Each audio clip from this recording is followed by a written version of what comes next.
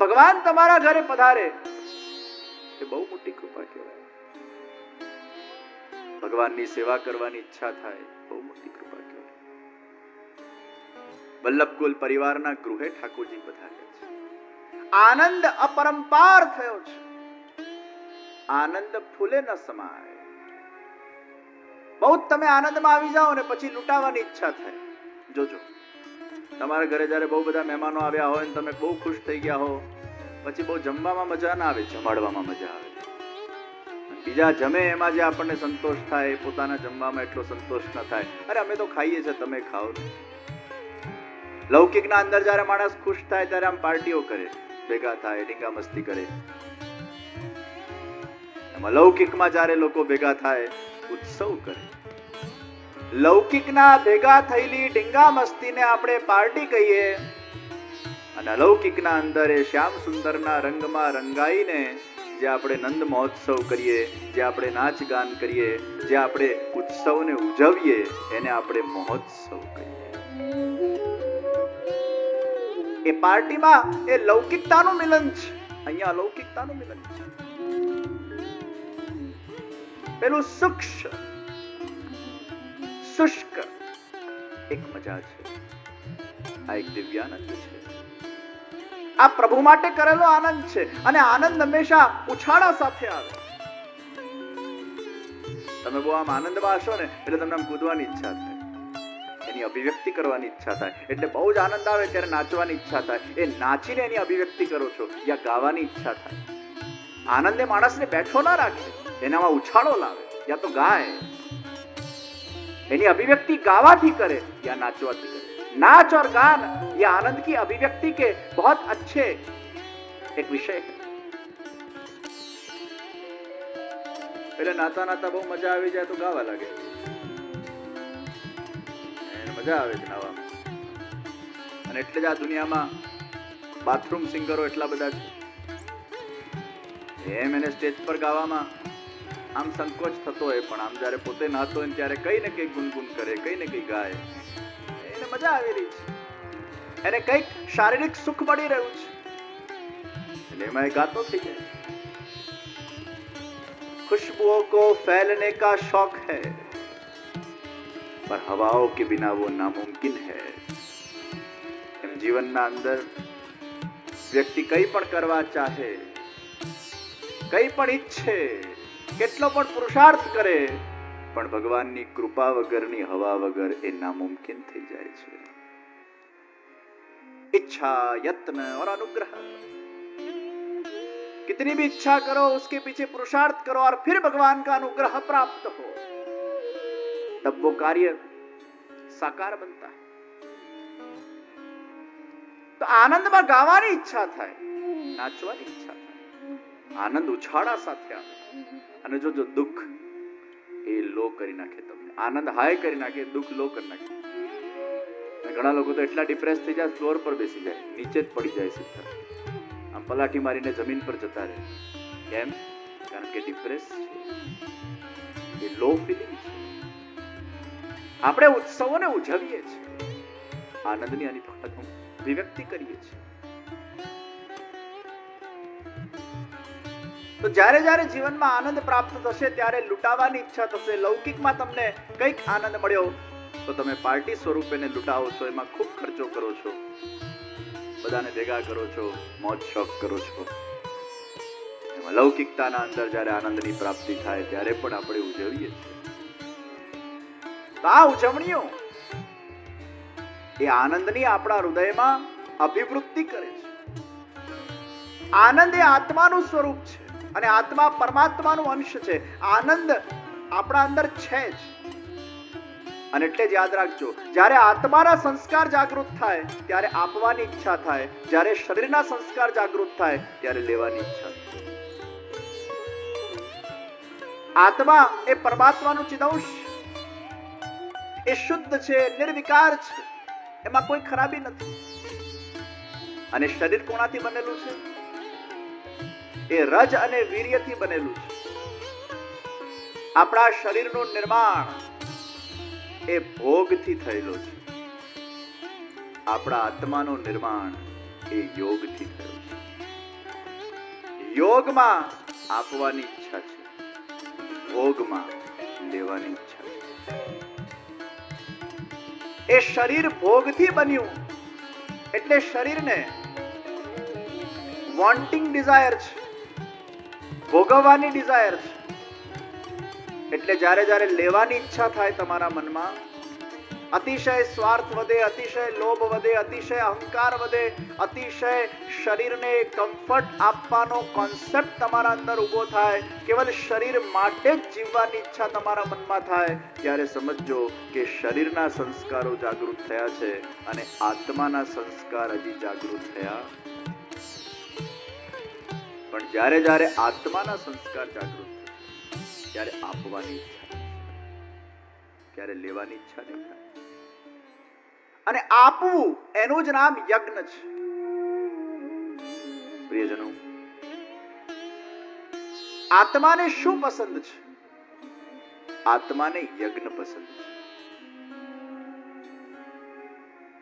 નાનું બાળક હોય અને રમતો હોય, તોફાન કરતો હોય, ટોયસ થી રમતો હોય, ઠીક છે. થોડીક વાર બાળકની ખુશી માટે તમે પણ એના માટે ખુશ થઈ જાઓ, ઠીક છે, બાળક છે, રમે છે. પણ પછી વધુ પડતો એ બાળક અગર રમતિયાળ થઈ જાય તો પછી તમને જરા અખરવા લાગે. કારણ કે બાળકની પહેલી પ્રાયોરિટી એનું ભણતર છે, અને જ્યાં એની રમત એના ભણતરને બગાડે છે એ માતા પિતાને ગમતું નથી. પછી ભલે બિચારા એ બાળકની ખુશી માટે એ અમુક વસ્તુ ચલાવી લે, લેટ ગો કરે, વાત જુદી છે. પણ એ જ બાળક અગર ભણવામાં કોન્સન્ટ્રેશન કરે, એક્સ્ટ્રા કરિક્યુલર એક્ટિવિટીઝના અંદર ધ્યાન કેન્દ્રિત કરીને ખૂબ સારી રીતે ભણતો હોય તો માતા પિતા ખુશ થાય. એ જ રીતે આપણો પિતા આપણા અંદર બેઠો છે, આપણો આત્મા. એ મન જ્યારે ભૌતિક વિષયમાં રમ્યા કરે તો આપણા પિતાને બહુ ખુશી ન થાય.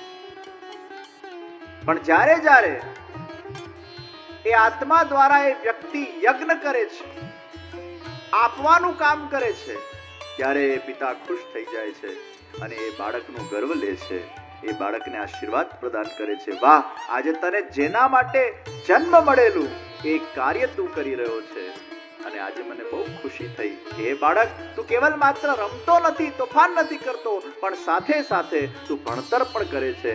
એમ ભગવાન પણ એ સૂક્ષ્મ સ્વરૂપે આપણા અંદર વિરાજમાન થઈને આપણો પરમ પિતા બનીને જ્યારે આપણને નિહાળતો હોય સાક્ષી ભાવથી, અને એ વખતે જ્યારે આપવાનો મનોરથ આપણા જીવનમાં સિદ્ધ બને છે ત્યારે આપણો આત્મા એનલાઇટન થાય છે. એ આત્માથી જે પ્રસન્નતા આપણને થાય છે, એ આત્માની પ્રસન્નતા, એનું જ નામ આનંદ છે.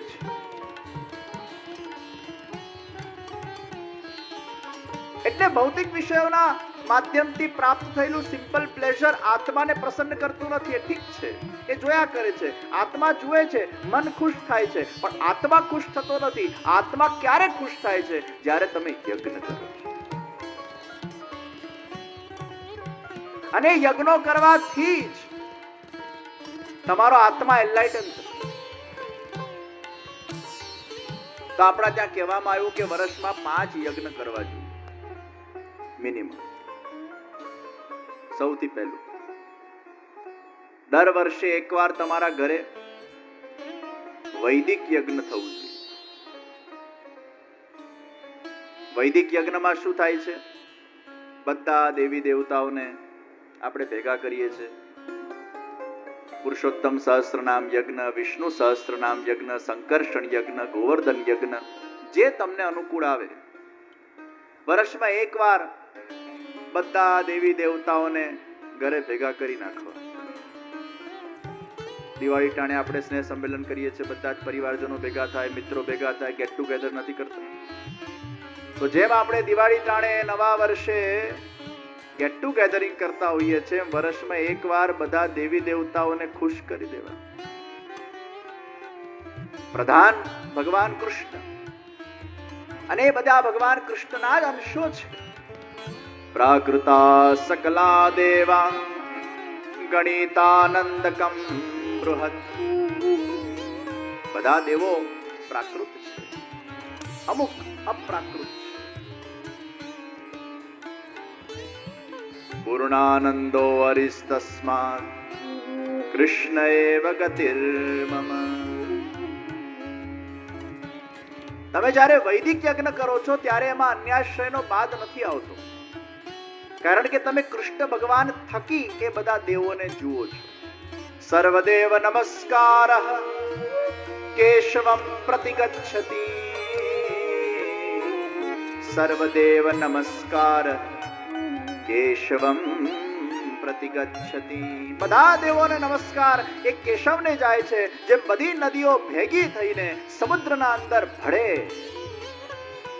કોઈ ભી દેવ કો આપ નમસ્કાર કરો वो जाते हैं केशव को. ભગવાન કૃષ્ણ એ વિશ્વપતિ છે, બ્રહ્માંડપતિ છે. એના સાથેનો આપણો સંબંધ હોય, બીજા સાથે ભલે આપણે વ્યવહારિક જય શ્રી કૃષ્ણના સંબંધ રાખીએ, પણ તમે એને જય શ્રી કૃષ્ણ કરશો તો એ જશે તો એ શ્યામ સુંદર ને. મૂળમાં તો ભગવાન કૃષ્ણ એ જ પૂર્ણ પુરુષોત્તમ છે, એ જ પરમાત્મા છે, પરબ્રહ્મ છે. ઘરમાં એકવાર વૈદિક યજ્ઞ કરો. મારો જ્યાં મુકામ છે, ભરતભાઈ, મીનાબેન, ભાવિનભાઈ ખૂબ સુંદર સેવા કરે છે.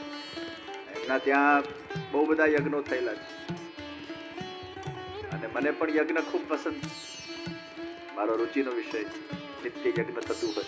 બોલો ઠાકોરજી મને કેવી જગ્યાએ લાવીને મૂકી દીધા, જ્યાં ઓલરેડી ભૂતકાળમાં ઘણા બધા યજ્ઞો થયા છે. એ જ ઘરમાં મારો મુકામ થયો અને આજે પણ ત્યાં યજ્ઞો થઈ રહ્યા છે. ઘણીવાર એ ઘર ખેંચતું હોય અને એવા વિરલ લોકો હોય છે જે હરિ, ગુરુ, વૈષ્ણવ એ ત્રણેયની સેવા કરતા હોય. એ ઠાકોરજી માટે પણ કરે, એ વૈષ્ણવો માટે પણ કરે, એ ગુરુ માટે પણ કરે. અમુક લોકો ખાલી ઠાકોરજી માટે કરતા હોય, અમુક લોકો ખાલી વૈષ્ણવ માટે કરતા હોય, અમુક લોકો ગુરુ માટે કરતા હોય, અમુક બધા માટે કરતા હોય. ભગવાન જે રીતે એના મનમાં વસે એ રીતે એમની સેવા કરતા હોય.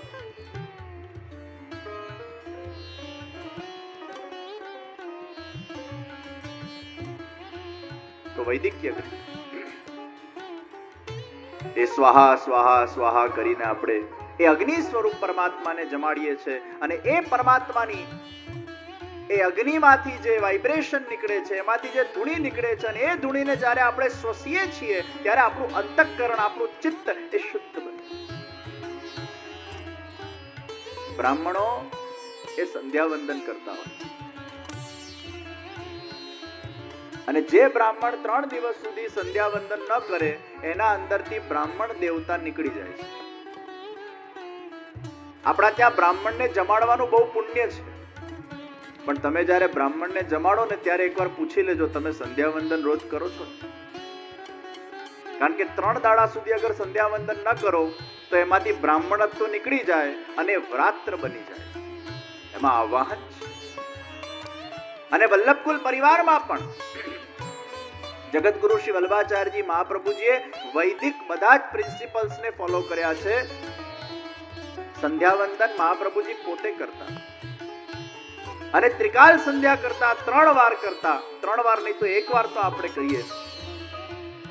અને એમાં ગાયત્રી ઇત્યાદિનું આવાહન કરવામાં આવે છે. એ દૈવી શક્તિઓનું તમારા અંદર આવાહન થાય છે. એ બ્રાહ્મણ દેવતા તમારા અંદરથી જાગૃત થાય છે અને એ બ્રાહ્મણ દેવતા તમારા અંદર જાગૃત થયેલા હોય અને પછી તમે એને જમાડો તો એ બ્રાહ્મણ ભોજનનું ફલ એ તમને પ્રાપ્ત થાય.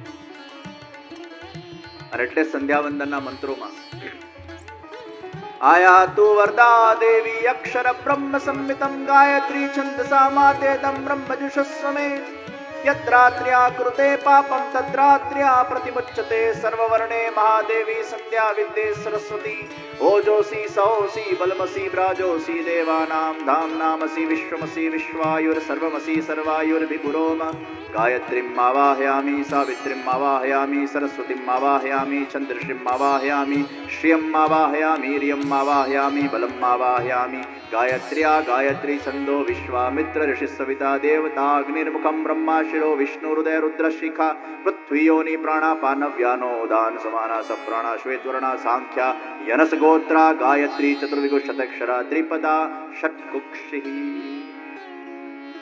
આખું આવાહનના મંત્રો છે અને આ મંત્રોના માધ્યમથી આપણે આવાહન કરીએ છીએ.